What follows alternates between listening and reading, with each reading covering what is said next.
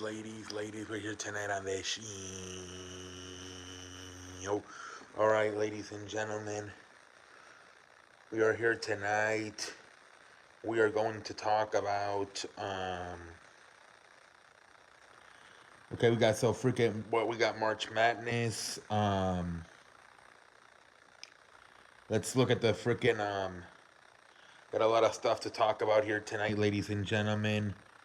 We got the college World Baseball Classic, man. The United States tonight beat Venezuela to advance to the freaking Final Four to play Cuba, and then Mexico will play Japan, and then the winner will play the championship on Tuesday. That's been a fun watch, low key, ladies and gentlemen.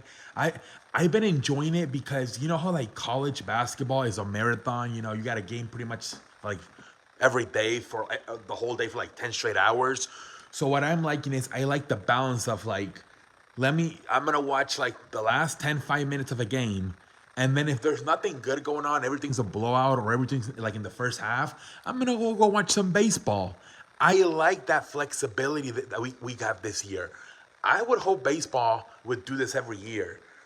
Right before the season starts, if the atmosphere's fantastic, man, everybody's enjoying this, man. All the freaking Latinos, especially, they're out there in Miami having a lot of fun. I would do. I always say. Now, there's been some injuries, right? Obviously, when Diaz had that freak injury, celebrating after Puerto Rico winning, he hurt his leg. That was a pendejo move by him. But then today they're saying Altuve might have broken his finger. That's part of the game. I mean, Brendan Nemo from the Mets, they said he sprained his ankle running the bases in a preseason game. Anytime you step on the field, you run the risk of getting injured, whether it's an exhibition or a meaningful game.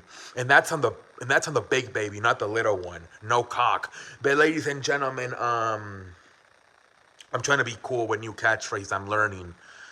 Ladies and gentlemen, I'm trying to be dynamic on the show, if you will. Anyways, ladies and gentlemen, but yes, I really like this.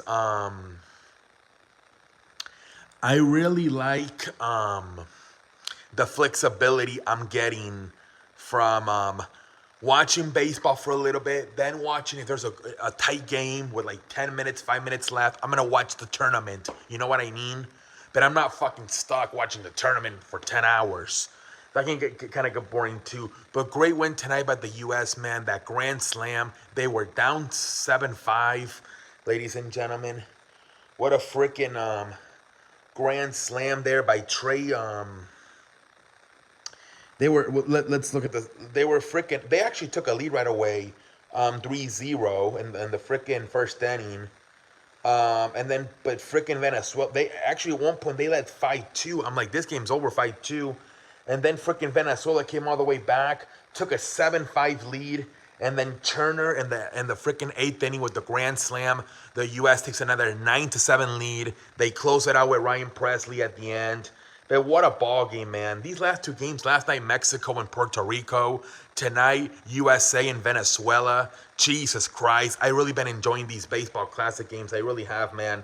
Tomorrow we got Cuba, USA. Monday, we got Mexico, Japan, and then Tuesday's the final, man. I cannot wait, man. This has been so fun. Like I said, Jose Altuve got hurt, but Trey Turner with that grand slam. USA down freaking 7-5. End up winning the game 9-7, ladies and gentlemen. Jesus Christ, man. How about freaking Arkansas upsetting the number one team in the country, Kansas? Now, two of the top four teams, Kansas and Purdue are going home. I can't believe it, man. Houston was in a little bit of trouble. Did Alabama win? I think Alabama pulled it off. They did, okay. Alabama did win.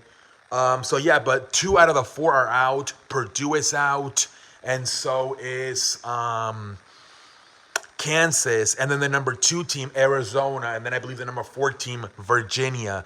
Those are the top high-ranked teams that are out already. So we got some upsets in March Madness, man. We got 2 1-seeds down in Purdue and Kansas. We got a 2-seed down in Arizona. And we got a 4-seed down in Virginia, ladies and gentlemen. We do have some upsets. The freaking Cinderella has been Pricing, I believe they're called. Pricing. They're the number 15 team in the country. They knocked off Arizona on Thursday. Tonight they knocked off Missouri. They are headed to the Sweet 16 as the number 15 pricing. Congratulations to them, man. And then how about freaking my boy Sonic must be crying, eating ice cream, eating chocolate, as once again his favorite, or one of his favorite fighters, Cameron Usman, loses again tonight. I believe it was a decision, unanimous decision. Edwards beats him. I heard it was a very close fight. I had to help my father do some stuff, and I couldn't watch the fight, but I heard about it. Freaking, I can't believe it, man. Cameron Usman loses again in the UFC, man. I can't believe this, man. Very disappointing, man. I can't believe this happened again.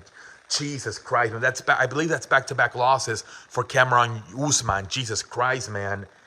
The Steelers got a big offensive lineman from the Philadelphia Eagles, Samolo, I believe his name is. I believe he was like a guard. So great pickup, huge loss. It is a big loss for the Philadelphia Eagles. At least they get the Jason Kelsey, but they lose this guy. But yeah, great for the Steelers, man, getting this guy to play on their offensive line, man. Very good move there by the Pittsburgh Steelers. Like I said, they're saying Jose Altuve might have a broken finger. Let's see.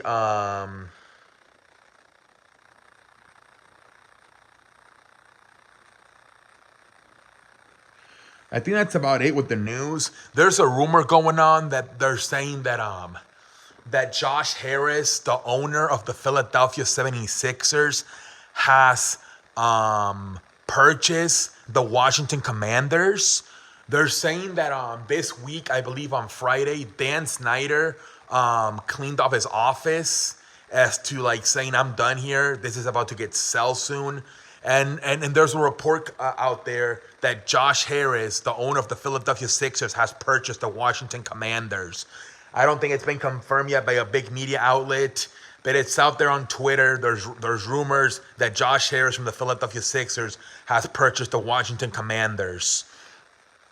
So there's that, man. Maybe we won't get that confirmed until Monday, but that would be huge for the Washington Commanders and their fans and the franchise, because Dan Snyder has been a bad owner for a long time for them. So if they get a guy like Josh Harris, who's committed, man, you see Josh Harris, the way he runs that Philadelphia Sixers team, right? Went out a few years in 2019 and traded for Jimmy Butler, Tobias Harris. Now last year went out and traded for James Harden. He's aggressive. He wants to win. Obviously led by Joel Embiid, but he drafted Joel Embiid. But the guys he's brought in, like a Josh Harris, like a Tobias Harris, a James Harden, a Jimmy Butler, and they could have re-signed Jimmy Butler. The only reason they re-signed him is because he didn't get along with Ben Simmons, and at that time they thought Ben Simmons was going to turn out to be a great ass player, so they chose Ben Simmons over Jimmy Butler. Otherwise, they could have just kept Jimmy Butler. And imagine right now, it could be at least, I don't know if they would have gotten James Harden, but you would have Jimmy Butler and Joel Embiid on that team. Two great defenders, two great offensive players. Can you imagine Imagine instead of Jimmy Butler playing with Bam Adebayo, he would be playing with Joel Embiid. So yeah, man, I think much better. I would be really happy if I was a Washington Commander or a Washington Commander fan, if that's true indeed. And Josh Harris has purchased the Washington Commanders. I think that's about it, ladies and gentlemen. All right, ladies and gentlemen. Until next time, I'm out. Holla!